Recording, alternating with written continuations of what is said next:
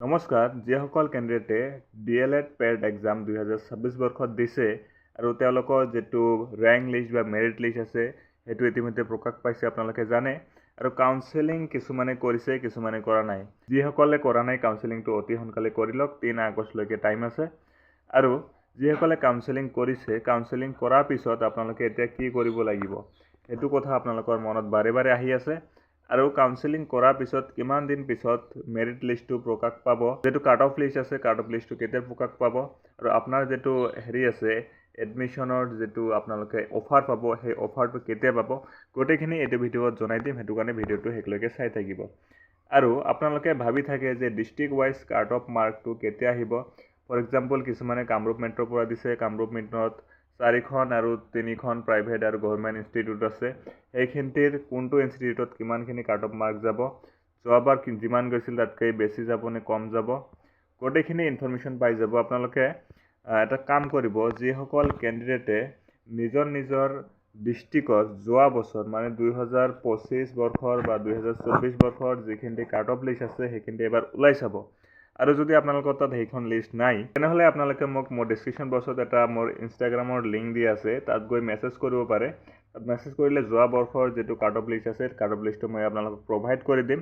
তাত চাই আপোনালোকে অনুমান লগাব পাৰিব যে 2026 বৰ্ষৰ মানে চলিত বৰ্ষৰ এইটো পেড এক্সাম দিছে আপোনালোকে তাৰে কাট অফ কিমান যাব পাৰে। আৰু যিসকলৰ তাত কাট অফ লিষ্টটো আগৰ পৰা চাইছে বা তেওঁলোকে জানে যে যোৱা বৰ্ষত বা তাৰ আগৰ বৰ্ষৰ কিমান কাট অফ গৈছিল, তেওঁলোকে বস্তুখিনি গম পাইছে যে এইবাৰ কিমান কাট অফ যাব। মই আপোনালোক জনাই দি যোৱা বছৰ যিমান গৈছিল তাতকৈ +- 4 হ'ব পাৰে। ফৰ এক্সাম্পল যোৱাবাৰ যদি 50 গৈছে জেনেৰেল ইউআৰ কেণ্ডিডেটৰ কাৰণে, এইবাৰ +4 যাব পাৰে, মানে 54 মান যাব, 53.75 মান যাব, ইমানখিনি যাব। ইয়াতকৈ বেছি আৰু প্লাছ হ'ব নোৱাৰে। আৰু যিখিনি ৰিজাৰ্ভ কেণ্ডিডেট আছে ফৰ এক্সাম্পল OBC, তাৰপিছত SC ST, এইখিনি কেণ্ডিডেটৰ যিখিনি ৰিজাৰ্ভেশ্যন কোৱাটা আছে, ৰিজাৰ্ভেশ্যন কোৱাটাটো ফুলফিল হোৱাৰ পিছতো যিখিনি কেণ্ডিডেটে হাই মাৰ্ক পাইছে তেওঁলোকক যিমানখিনি কেণ্ডিডেটে ফৰ এক্সাম্পল 60-70 মাৰ্ক পাইছে তেওঁলোকক জেনেৰেলত দিয়া হ'ব।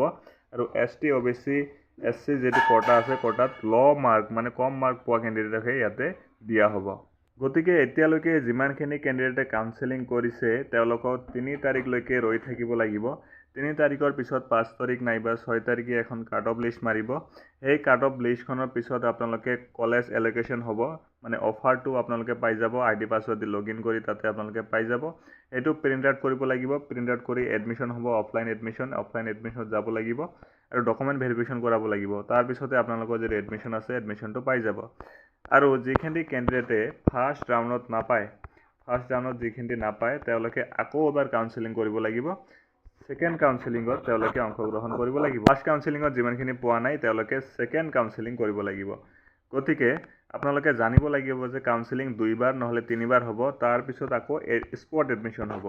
স্পট এডমিশ্যনত যদি আপোনালোকৰ ডিষ্ট্ৰিক্টত ইনষ্টিটিউটখনত ছিট বাকী থাকে তেতিয়াহ'লে ল'ব পাৰিব, অন্যথা আপোনালোকে ল'ব নোৱাৰে।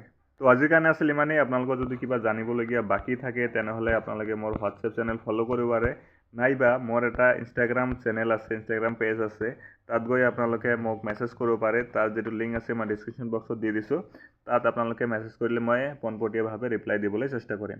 তো আজিৰ কাৰণে আছিল ইমানেই। Thank you so' much, thanks for ৱাচিং। ভিডিঅ' দেখাৰ বাবে ধন্যবাদ। জয় আই অসম।